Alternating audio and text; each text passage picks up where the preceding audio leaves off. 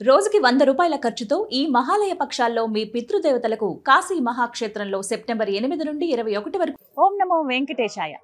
ఈ భూమండలం పైనే అత్యద్భుతమైన, ఎంతో ప్రశస్తమైన, అత్యంత పవిత్రమైన స్థలంగా తిరుమలను చెబుతారు. అఖిలాండ కోటి బ్రహ్మాండ నాయకుడు, దేవాది దేవుడు, కలియుగ ప్రత్యక్ష దైవమైనటువంటి ఆ శ్రీ వెంకటేశ్వరుడు కొలువై ఉన్నటువంటి ఈ తిరుమల ఎంతో పుణ్య పవిత్ర స్థలం. ఆ స్వామివారి దర్శన భాగ్యమే ఎన్నెన్నో జన్మల పుణ్యఫలంగా చెబుతారు. అటువంటి ఆ స్వామివారు కొలువై ఉన్నటువంటి ఈ క్షేత్రం మహత్యం మాటల్లో చెప్పలేం. ఎన్నిసార్లు చూసినా మళ్ళీ మళ్ళీ చూడాలనిపించే రూపం ఆయన సొంతం. అయితే స్వామివారి గురించి, స్వామివారి లీలల గురించి మనం ఎప్పుడు వింటూనే ఉంటాం. అసలు స్వామివారు ఏ విధంగా ఉంటారు, వారికి జరిగే నిత్య సేవలు, కైంకర్యాలు, పూజా విశేషాలు, వారికి సమర్పించేటువంటి నైవేద్యాలు, అసలు స్వామివారు వారి లీలల గురించి తెలుసుకుందాం అనిపించిందండి. ఒక్కసారి స్వామిని దర్శిస్తేనే ఎంతో పుణ్యం అంటారు. అలాంటిది కొన్ని తరాలుగా, కొన్ని వంశాలు స్వామివారిని అర్చిస్తూ సేవిస్తూ ఉన్నారు. మనం ఇవాళ ఇంటర్వ్యూ చేయబోతున్నాము తిరుమల తిరుపతి దేవస్థానం ప్రధాన అర్చకం వేణుగోపాల దీక్షితులు గారు. వారితో మాట్లాడి స్వామివారి మహత్యం గురించి, స్వామివారి లీలల గురించి తెలుసుకుందాం. ఓం నమో వెంకటేశయ్య. నమస్కారం గురుగారు. వెంకటేశ్వర స్వామి వారికి ముడుపు కట్టుకున్నామండి అని చెప్తూ ఉంటారు గురువుగారు. ముడుపు కట్టే విధానం అంటూ ఏమన్నా ఉంటుందా, నియమం ఉంటుందా వాటికి? అసలు ఏం కడతారు, ఎలా అనేది వివరించండి. వారికి మనకు ఒక గ్రామంలో ముందంతా కూడా చాలా కష్టతరం, దుర్లభమైన యాత్ర తిరుమల క్షేత్రం. ఇంత రవాణా సౌకర్యాలు లేదు. పాతకాలంలో తిరుమల జీవితంలో ఒక్కసారి సందర్శించడమే అతి కష్టమైన. ఇప్పుడు మనం బద్రీనాథ్, కేదార్నాథ్ దర్శించుకోవడం ఎంత కష్టం, ఇప్పుడు కూడా అది చాలా సులభం అయిపోయింది. గతంలో ఈ ఆధునిక వాహన వసతి సౌకర్యాలు లేనప్పుడు ఆ ప్రాంతాన్ని కనుగొనటము, దాని అడ్రస్ తెలుసుకోవడము మనకు దుర్లభమైనవి. యోగులు, సిద్ధపురుషుల ద్వారా చాలా కొద్ది మందికి మాత్రమే ఆ యొక్క అవకాశం లభించేది.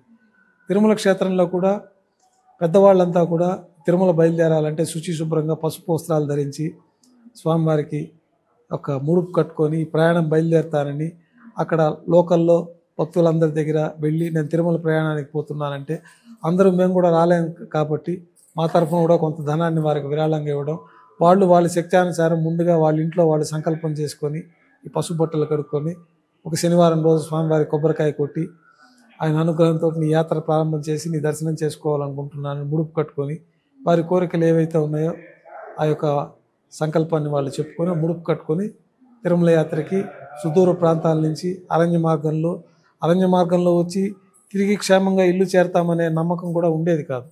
ఎందుకంటే ముఖాలంతా సంచరిస్తూ ఉండేవి. ఆ యొక్క ముడుపు కట్టుకొని వాళ్ళందరూ గుంపుగా ప్రత్యేకమైన బోరలు ఊదుకుంటూ ఘంటానాదంతో గంటలు కొట్టుకుంటూ గతంలో వచ్చేవాళ్ళు. మా చిన్నతనంలో కూడా అట్లా వచ్చేవాళ్ళు. ఈ కర్ణాటక, తమిళనాడు వాళ్ళు, ఆంధ్ర ప్రాంతం నుంచి భజన బృందాలుగా భజన చేసుకుంటూ బృందాలు గుంపులుగానే వచ్చేవాళ్ళు. ఈ పెద్ద బోరలు ఉంటాయి, అవి ఊదుకుంటూ ఉంటే ముందు ఒక మైల్ దూరంలో ఉన్న భక్తులకు కూడా వెనకాల మనుషులు ఉన్నారని తెలుస్తుంది. వాళ్ళు ఊదినప్పుడు ముందు మనుషులు ఉన్నారని తెలుస్తుంది. ఆ మార్గం కూడా వీళ్ళకి ఈ రూట్లో పోవాలనేది తెలుస్తుంది. అట్లా సాంప్రదాయంలో ఆ ముడుపు కట్టుకొని ఆ సనాతన పాత సాంప్రదాయాల ప్రకారం కూడా భక్తులు తిరుమల క్షేత్రానికి వస్తూ ఉండేవాళ్ళు. ఆ ముడుపు తీసుకొచ్చి పవిత్రంగా స్వామివారికి ఇక్కడ ఉండిలో సమర్పించుకోవడం, పసుపు బట్టలో కడతారు ఆ ముడుపుని సమర్పించుకొని యాత్ర పరిపూర్ణమై ఇక్కడి నుంచి ప్రసాదం స్వీకరించి ఆ ఊర్లో గ్రామస్తులందరికీ ఆ ప్రసాదం పంచడంతో గ్రామస్తులందరికీ కూడా ఆ యొక్క స్వామివారి ఫలితము, అనుగ్రహం దక్కుతుందని ఆ యొక్క ముడుపు అప్పటి సాంప్రదాయం అది. ఇప్పుడు సాంప్రదాయంలో చాలా తక్కువ మంది ముడుపు, ఇప్పుడు అనుకుంటే గంటల తిరుమల క్షేత్రానికి వచ్చేయచ్చు. అంటే అది కూడా స్వామి అనుగ్రహం. అది కూడా ఒక పాత ప్రాచీన సాంప్రదాయం. ఆ సాంప్రదాయం నేటికి చాలా మంది కొనసాగిస్తూ ఉంటారు. ఇప్పుడు ముఖ్యంగా మీరు ఈ కన్యామాసంలో స్వామివారు ఆవిర్భవించారు కాబట్టి తమిళనాడు, కర్ణాటక ప్రాంతాల నుంచి కొన్ని వందల మైళ్ళు పసుపు బట్టలు కట్టుకొని వాళ్ళు నడుచుకుంటూ, చెప్పులు లేకుండా నడుచుకుంటూ వస్తారు. ఇప్పటికీ తమిళనాడు నుంచి వచ్చే భక్తుల కోసం మార్గం మధ్యలో అక్కడక్కడ అప్పట్లో రాజుల కాలంలోనే కొన్ని ప్రత్యేకమైన మండపాలు, కొన్ని ప్రత్యేకమైన వ్యవస్థలు ఏర్పాటు చేసి ఉంటారు. ఆయా గ్రామంలో వాళ్ళు వస్తుంటే వాళ్ళకి హారతులు బట్టి వాళ్ళకి పాదాలకు నీళ్లు పోసి తిరుమల వెళ్తున్నారు, ఎంత పుణ్యాత్మలో వీళ్ళని అన్నట్టుగా చూసేవారు. స్వామితో సమానంగా వారికి సేవలు అందిస్తే స్వామికి అందించినట్టే అని వాళ్ళ కాళ్ళు కడగడము, ఇచోతికంగా వాళ్ళకి భోజనాలు, వసతులు ఏర్పాటు చేయడము, మళ్ళా నెక్స్ట్ ప్రయాణానికి వాళ్ళకి కావాల్సిన ఆహారాన్ని సమకూర్చడము, ఇవన్నీ ప్రాచీన సాంప్రదాయంలో తిరుమల యాత్రలో భాగంగా జరుగుతూ ఉండేవి. నేటికి తమిళనాడు నుంచి కొంతమంది అదే విధానాన్ని అనుసరిస్తూ వస్తూ ఉంటారు. బ్రహ్మోత్సవాల సమయంలో ఇటువైపు కడప, హైదరాబాద్ పరిసర ప్రాంతాల నుంచి కూడా నడిచి వచ్చేవాళ్ళు ఎక్కువ ఉన్నారు అదే సాంప్రదాయాన్ని అనుసరించి. అలాగే వెంకటేశ్వర స్వామి వారిది మాల అంటే గోవిందమాల వేసుకుంటున్నారు చాలా మంది. దీనికి నియమాలు ఏమిటి, ఎవరు వేసుకోవచ్చు, ఎప్పటి నుంచి ఉంది అసలు ఈ సాంప్రదాయం మనకి?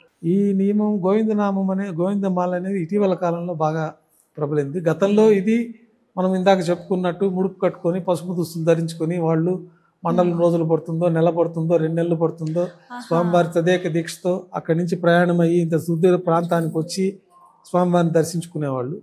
ఇప్పుడు ఆ సాంప్రదాయాన్ని అనుసరించి గోవిందమాల అని వేసుకొని స్వామివారిని దర్శించుకోవాలంటే ఇప్పుడు 1-2 రోజుల్లో వచ్చి దర్శనం చేసుకొని వెళ్ళిపోవచ్చు. కానీ అప్పటి ప్రాంతంలో ఆ సాంప్రదాయాన్ని అనుసరించి కొంతమంది వాళ్ళ పెద్దలు ఆచరించిన విధానాన్ని ఈ పసుపు బట్టలు కట్టుకొని 40 రోజులు మండలం రోజులు పెట్టుకొని వాళ్ళు గోవిందనామ స్మరణ చేత ప్రతిరోజు ఉదయాన్నే పసుపు బట్టలతోటి స్నానం ఆచరించడము, తులసిమాల ధరించడము, స్వామివారిని నామజపం చేసుకోవడము, నామస్మరణ చేసుకోవడం, 3 పూట్ల స్నానము, 3 పూట్ల స్వామివారి పటానికి ధూపదీప నైవేద్యాలు, కొబ్బరికాయ కొట్టుకొని ఇంట్లోనే వాళ్ళకి సౌలభ్యం ఉన్న ప్రదేశంలో ఈ అశౌచాలు ఇవి లేని వాళ్ళు ఎవరైనా దీన్ని ఆచరించవచ్చు. ఆడవాళ్ళు అయితే వాళ్ళకి ఆ క్రమం లేనప్పుడు ఇబ్బంది లేని విధంగా వాళ్ళు 20 రోజులు 21 రోజుల్లో చేసుకోవడము, 11 రోజులు చేసుకోవడము, ఈ యొక్క నియమాన్ని అనుసరించి ఈ యొక్క స్వామివారి యొక్క సాంప్రదాయాన్ని అనుసరించి చేసుకునే వాళ్ళు కూడా వచ్చి స్వామివారిని దర్శించుకుంటూ వైకుంఠ ఏకాదశి ఇట్లాంటి ప్రాంతాల సమయంలో ఎక్కువ ఈ గోవిందమాల భక్తులే వస్తుంటారు.